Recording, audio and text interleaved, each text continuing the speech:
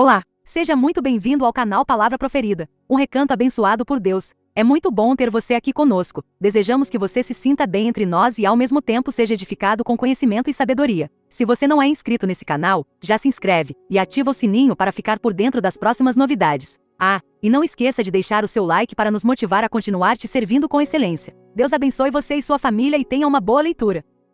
Neste audiobook, Paixão por Sua Presença, o autor de best-sellers John Bevere revela as repetidas evidências bíblicas de que Deus deseja ter um relacionamento íntimo conosco. Quando nos aproximamos dele, descobrimos que a presença do seu Espírito Santo é a experiência mais revigorante, cheia de vida e transformadora que já experimentamos. É difícil desejar algo quando nem sequer sabemos que não o temos. Infelizmente, muitos de nós nos contentamos com uma religião cega e racional, perdendo a incrível experiência da intimidade com Deus. Esperamos ser cheios do seu Espírito sem purificar nossas vidas para recebê-lo, ignorando a santidade do Senhor. Mas a verdade é que fomos criados para ter uma comunhão íntima com Ele. Aproximem-se de Deus, e Ele se aproximará de vocês. Tiago 4:8. Paixão por Sua Presença. Uma vida de intimidade com Deus, por John Bevere.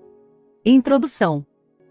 Em 1991, Deus falou uma palavra muito clara ao meu coração. Filho, quero que você escreva. Os dias seguintes foram cheios de emoções confusas. Por um lado, o medo tomou conta de mim e bombardeou minha mente com pensamentos de fracasso certo. Por outro lado, senti que devia rir. Eu odiava escrever. Na escola, fiquei olhando por horas para as páginas em branco da folha de papel, quando me designaram para fazer uma redação criativa qualquer. Em seguida, fui reprovado na parte verbal dos testes SAT. Minha extrema aversão por qualquer coisa de natureza literária me levou a me formar em engenharia na faculdade. Agora Deus estava me dizendo para escrever. De jeito nenhum, eu não poderia ter ouvido direito, pensei. Então eu me contive, mas depois de 10 meses sem fazer nada, Deus enviou 2 mulheres para mim de 2 estados diferentes com 2 semanas de diferença, que repetiram mensagens idênticas. Ambos advertiram gentilmente, mas com firmeza. John, se você não escrever os livros que o Senhor lhe deu,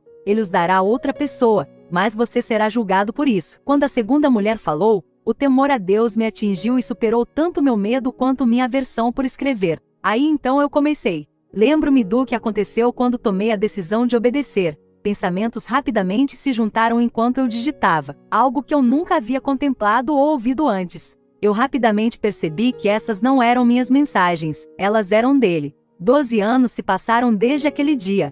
Agora as mensagens que ele deu em forma de livro estão em 25 idiomas e chegam a mais de 1 milhão. Depois de escrever o primeiro, fiz uma promessa pessoal a Deus de que nunca escreveria um livro apenas por escrever. Eu só escreveria se ele me dissesse para fazer isso. Este voto foi testado. A cada ano, de 1992 a 1999. Ele me deu a mensagem que eu deveria escrever, mas depois de escrever, debaixo de suas asas, fiquei 3 anos sem uma palavra de Deus para escrever. Os editores frequentemente me abordavam para perguntar qual seria meu próximo livro e se eles poderiam publicá-lo, mas eu não fiz nada. Eu não tinha uma palavra de Deus ainda. Finalmente, depois de 3 anos, Deus deu novamente a palavra para escrever. A mensagem que você agora tem em suas mãos. Acredito que uma das razões para o atraso teve a ver com o que o Espírito Santo precisava fazer em mim, antes que este livro pudesse ser devidamente trazido. Sou crente há 25 anos, mas nunca tive tanta fome de estar perto dele. Encontrei uma intimidade mais profunda com o Senhor no último ano e meio do que jamais conheci. Nunca chorei tanto em toda a minha vida como nos últimos 18 meses. Tenho estado sobrecarregado em quartos de hotel, aviões, meu escritório, carro, casa e ao ar livre, enquanto passo o tempo em oração focada. A realidade de sua presença nunca foi tão real e palpável. Eu acredito que este livro é uma combinação de anos de treinamento pelo Espírito Santo e contém um convite do coração de Deus para um lugar de intimidade com você, seu filho. Antes de você começar, gostaria que orássemos juntos. Fale essas palavras de coração e saiba que orei por você em voz alta em minha sala de estudos. Temos a promessa de Jesus de que quando concordarmos na terra a respeito de qualquer coisa que pedirmos, isto nos será concedido por meu Pai que está nos céus. Mateus 18:19. Vamos pedir juntos. Pai, em nome de Jesus, eu peço que enquanto leio a mensagem deste livro que tu abra meus olhos para ver, meus ouvidos para ouvir e me dê um coração para perceber e entender.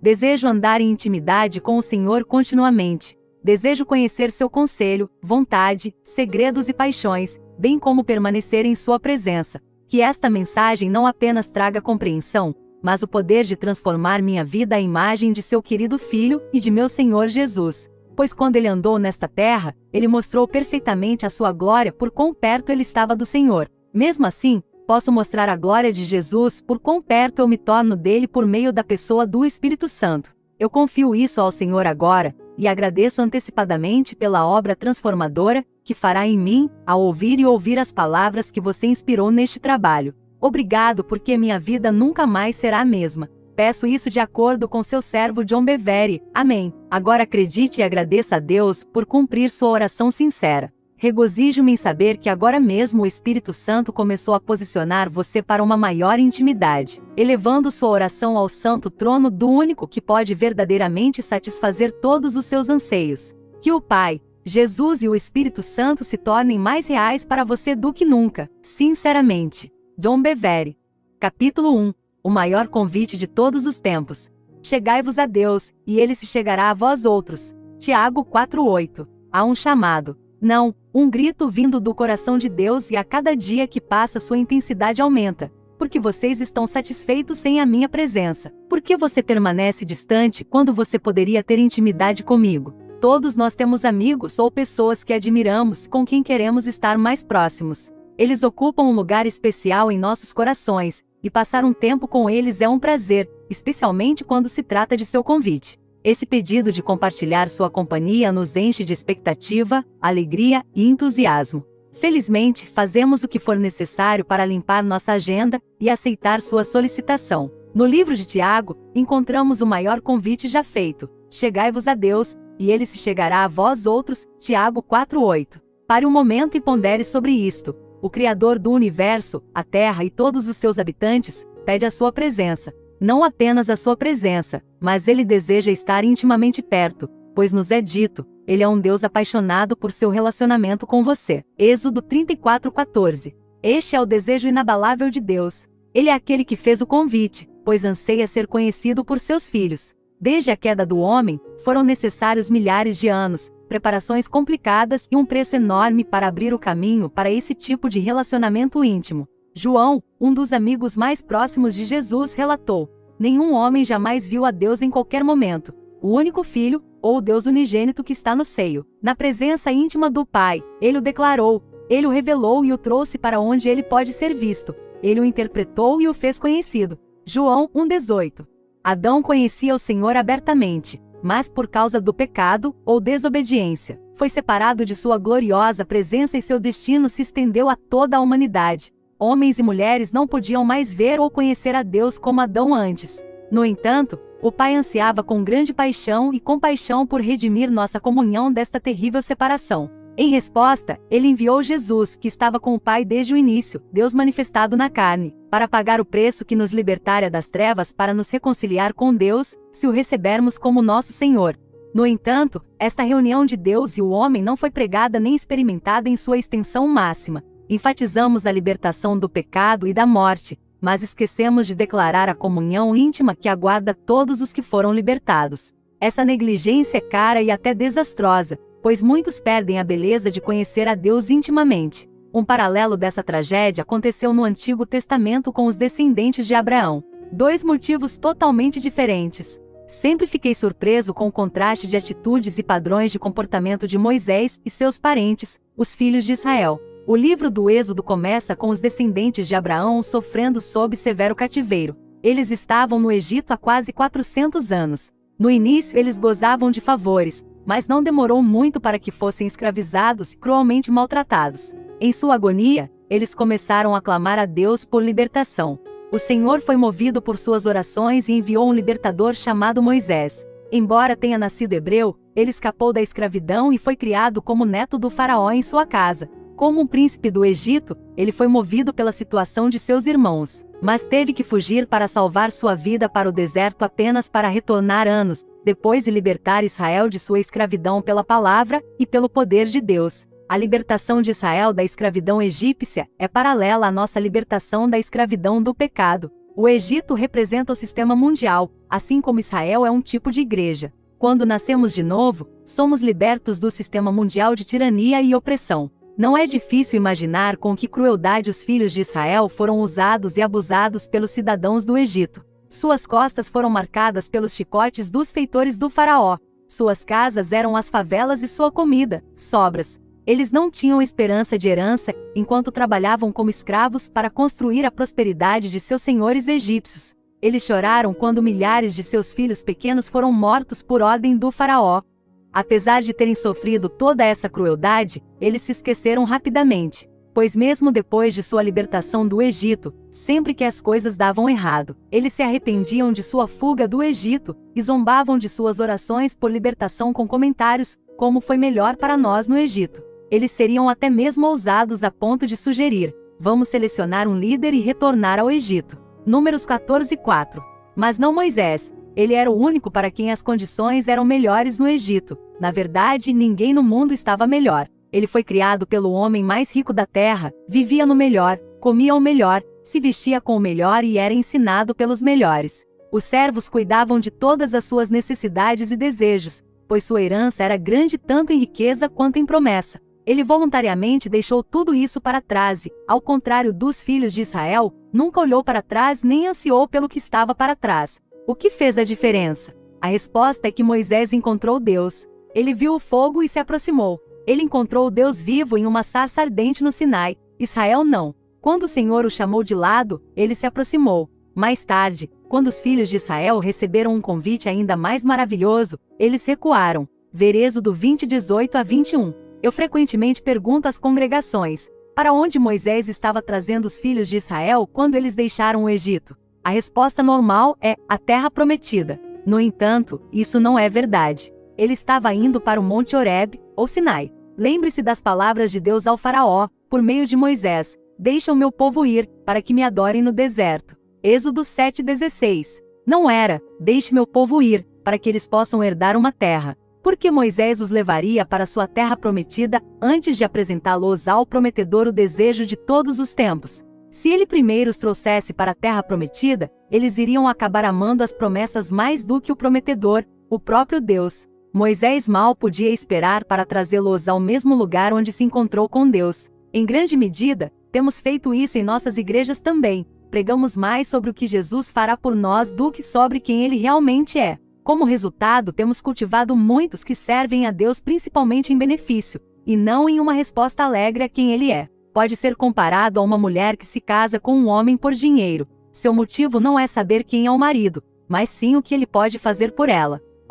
Ela pode amá-lo em algum nível, mas por todos os motivos errados. Pessoas que enfatizam as bênçãos de Deus ao negligenciar um relacionamento com ele criam discípulos que vêm a Deus para obter algo, ao invés de aqueles que respondem a ele pelo que ele é. Ele é como nenhum outro, e ninguém se compara à maravilha dele. Uma vez que Deus é encontrado como Moisés experimentou, todas as promessas entram em perspectiva. Ele é muito mais maravilhoso do que qualquer coisa, até mesmo suas bênçãos.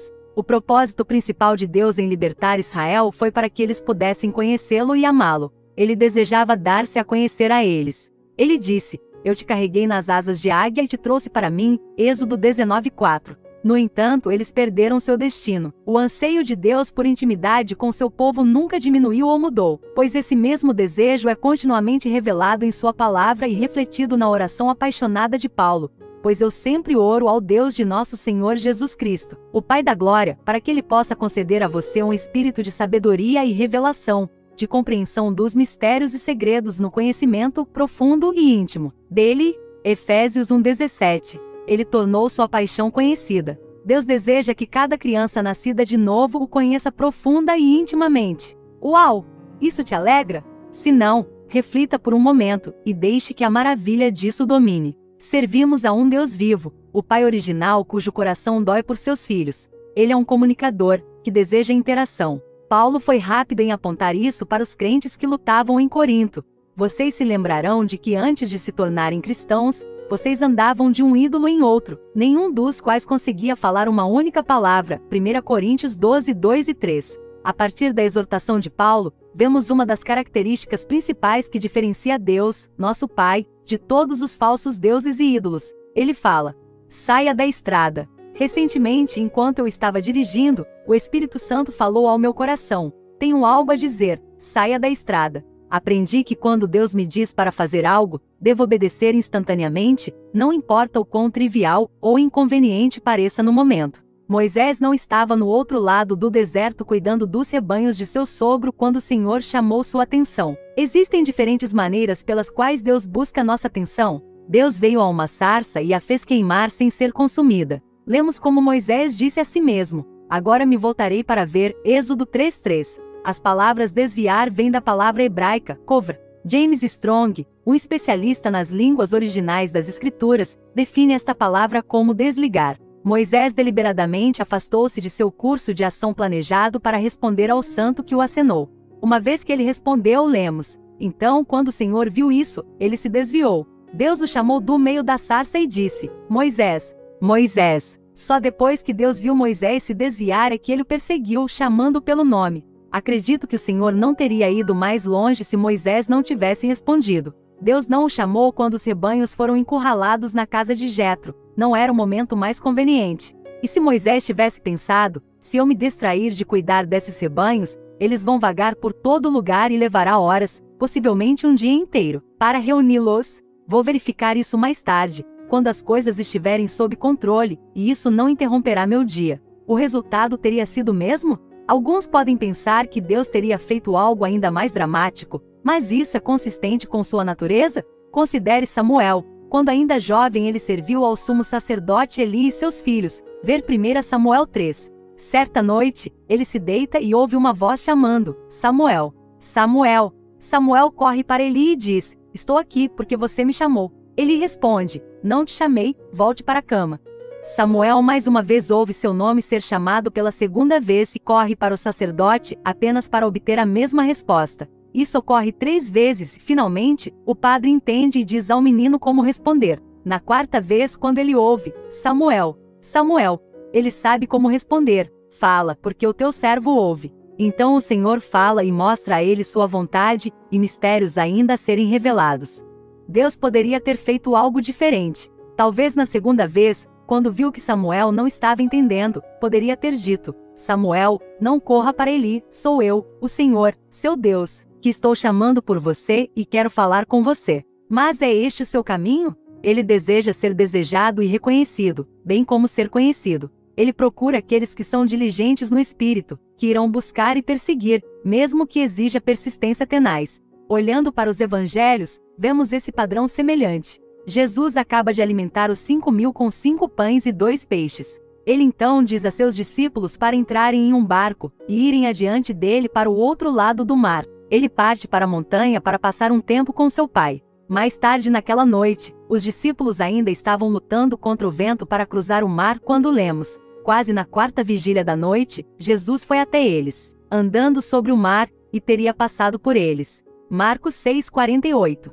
Observe as palavras: teria passado por eles. A versão NASB diz: e ele pretendia passar por eles. No entanto, quando o viram, clamaram e ele respondeu: tende bom ânimo. Sou eu, não tenha medo. Ele entrou no barco e o vento parou. Se eles não tivessem gritado, ele teria continuado andando. Ele havia passado por perto, mas se eles não tivessem gritado, ele não teria se forçado a ficar na companhia deles. Parece ser o padrão de Deus dar um passo em nossa direção, e se respondermos, ele dá outro passo e se aproxima. Se não respondermos, ele não abre caminho ou interrompe nossa dança em si. Quem sabe, se Moisés não tivesse se desviado, Deus simplesmente teria esperado como ele fez no caso de Samuel, e como Jesus fez com seus discípulos. Ele geralmente espera até que tenhamos fome o suficiente para responder. Para voltar à minha experiência de dirigir, e se eu não tivesse saído da estrada quando ele falou, eu teria perdido seu encontro? Tenho certeza de que houve vezes, mas, por acaso, depois de 800 metros na rodovia, havia uma parada para descanso. No momento em que me retirei, ouvi o Espírito de Deus sussurrar em meu coração: eu não disse a você: ore sem cessar? 1 Tessalonicenses 5:17. Eu respondi: sim, Senhor, você fez. Ele investigou ainda: a oração é um monólogo ou diálogo? Eu respondi: é um diálogo, Senhor, uma conversa de mão dupla. Suas palavras vieram rapidamente: bem, se eu disse para orar sem cessar, isso significa que estou disposto a me comunicar com você sem cessar. Desnecessário será dizer que fiquei entusiasmado. Percebi a oportunidade maravilhosa que me foi dada, e não se estende apenas a mim, mas a cada um de seus filhos. Agora você pode perguntar: quer dizer que Deus falará sem parar? Não foi isso que ele falou ao meu coração. Ele disse que está disposto a se comunicar incessantemente. As palavras são apenas uma das muitas e variadas formas de comunicação. Minha esposa pode me dar uma olhada e eu sei o que ela está dizendo, embora nenhuma palavra tenha sido dita. E às vezes posso escrever até 3 páginas do que ela acabou de dizer com aquele olhar. Por quê? Eu vivi com ela mais de 20 anos e aprendi as maneiras e maneirismos pelos quais ela se comunica. Você poderia estar na sala quando um desses olhares fosse dado, e isso não significaria nada para você. Por quê? Porque você não a conhece como eu a conheço. Na verdade, nos primeiros anos em que nos casamos, talvez eu também não tenha captado a mensagem. Agora, depois de 21 anos com ela, aprendi um pouco mais sobre a maneira como ela se comunica. A chamada para se aproximar. É importante que você saiba que este livro não é um manual de como fazer, mas poderia ser mais comparado a um guia de trilha ou mapa que dá direções para nosso destino final, o coração de Deus. Se eu tivesse acesso a um mapa do tesouro mostrando o caminho para um tesouro enterrado em uma ilha deserta, seria inútil para mim até que eu viajasse até o destino da ilha e me familiarizasse com o terreno para me orientar. E então eu precisaria exercer algum esforço enquanto caminhava pelos caminhos, escalava penhascos e atravessava vales para chegar ao tesouro escondido. Seria necessário algum custo, energia e esforço da minha parte. O mapa apenas me indicaria o caminho e evitaria que eu perdesse meu tempo com esforços e explorações inúteis, além de me proteger de algumas das armadilhas ocultas. Este livro é como aquele mapa. É um convite para você se juntar a mim em uma jornada maravilhosa e emocionante, a jornada ao coração de Deus. A palavra de Deus contida nestas páginas o protegerá de buracos, armadilhas e perigos que tentariam desviá-lo. Deve evitar que você tenha problemas desnecessários e um vão gasto de energia. Então, se você estiver pronto, vamos começar. Questões para estudo. Primeira: que evento ou experiência em sua vida iniciou seu desejo de ler este livro? Segunda: considere estes exemplos do convite de Deus para nos achegarmos a ele. Moisés viu uma sarça ardente e desviou-se para investigar. Ao fazer isso, Deus o chamou. O menino Samuel ouviu uma voz 4 vezes antes de responder: fala, porque o teu servo ouve.